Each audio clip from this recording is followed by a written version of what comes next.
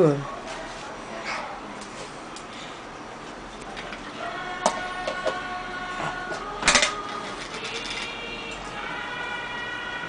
Que é isso aí, Marcos Vinícius?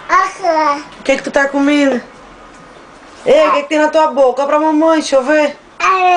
Laranja, isso aí. O que é que tá comendo na colher? Tá comendo? Não. O que é que tá comendo? Tem na boca? Deixa eu ver a boca. O que é que tem aí? Só pra guardar. Leite, é? Eu quero sair daqui, meu amorzinho. Quero ir tomar banho. Tô precisando. Sim.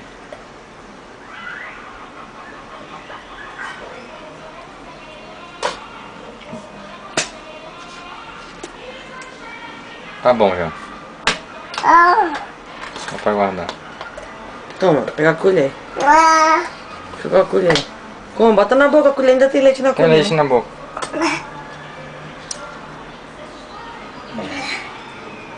Vou tirar a colher daí, tira. Pronto, tá bom. Já chega, depois a mamãe vai fazer gagal.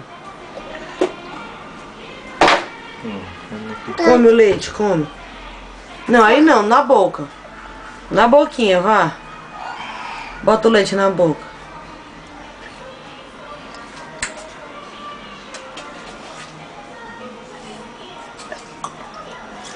Sujou? Foi na boca, na boca.